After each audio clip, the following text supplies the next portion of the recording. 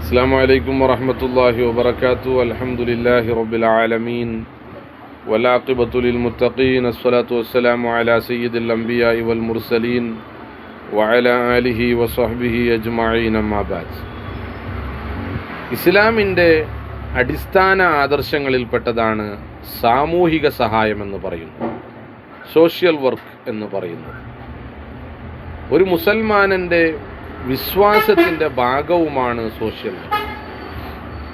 ഒരിക്കലും യഥാർത്ഥ ഒരു മുസ്ലിമിന് തൻ്റെ സഹജീവികളായ മനുഷ്യരെ ദ്രോഹിക്കാൻ സാധ്യമല്ല.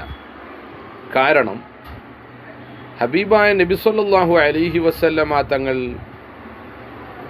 തൻ്റെ ഉമ്മത്തിനോട്, തൻ്റെ സമുദായത്തിനോട് വളരെ കർശനമായി പറഞ്ഞ ഒന്നാണ് സാമൂഹിക സഹായം എന്നുള്ളത്. വല്ലാഹു ഫി ഔനിൽ അബ്ദി, അള്ളാഹു അവൻ്റെ അടിമയെ സഹായിക്കും മാ കാനൽ അബ്ദു ഫി ഔനി അഖീഹി, അടിമ അവൻ്റെ സഹജീവിയെ സഹായിക്കുമ്പോൾ അള്ളാഹു അവനെ സഹായിക്കുമെന്ന് പഠിപ്പിച്ച നേതാവാണ് മുഹമ്മദ് നബി. എന്ന് മാത്രമല്ല, സാമൂഹിക സഹായം, സോഷ്യൽ വർക്ക് എന്ന് പറയുന്നത് വിശ്വാസത്തിൻ്റെ ഒരു ഭാഗമാണ്. വിശ്വാസത്തിൻ്റെ ഒരുപാട് ഭാഗങ്ങളിൽ അള്ളാൻ്റെ റസൂൽ പറഞ്ഞ ഒരു ഭാഗമാണ് അദ്നാഹ ഇമാത്തത്തുല്ലദാനി തരീഖ്. എന്താണ് ഇമാത്തത്തുല്ലദാനി തരീഖ്? മനുഷ്യർ നടക്കുന്ന വഴിയോരങ്ങളിലുള്ള കച്ചരകളെ, മനുഷ്യന് ബുദ്ധിമുട്ടാക്കുന്ന കച്ചരകളെ നീക്കുന്നത് ഒരു വിശ്വാസിക്ക് നിർബന്ധമായ കാര്യമാണ്. വിശ്വാസിക്ക് അവൻ്റെ വിശ്വാസത്തിൻ്റെ ഘടകമാണ് എന്ന് പഠിപ്പിച്ച മതമാണ് ഇസ്ലാം. ഒരു മുസ്ലിം നേതാവിന് അല്ലെങ്കിൽ ഒരു മുസ്ലിം സാധാരണക്കാരന് ഒരിക്കലും തൻ്റെ സഹജീവികളായ മനുഷ്യരെ ദ്രോഹിക്കാൻ ഒരു രീതിയിലും സാധ്യമല്ല. ഇത് തീർച്ചയായും ഇസ്ലാമിനെ പഠിച്ചാൽ നിങ്ങൾക്ക് മനസ്സിലാക്കുന്ന കാര്യമാണ്.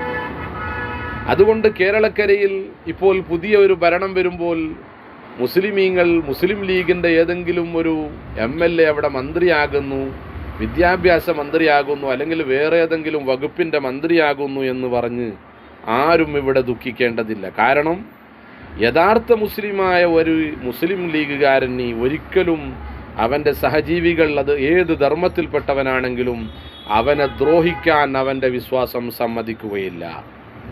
എന്ന് മാത്രമല്ല, മറ്റെല്ലാരെക്കാളും ഒരു മുസ്ലിം മന്ത്രിയെ കൊണ്ടാണ് ഈ സമൂഹത്തിന് സഹായമുണ്ടാവുക എന്നുള്ളത് തീർച്ചയായിട്ടുള്ള കാര്യമാണ്.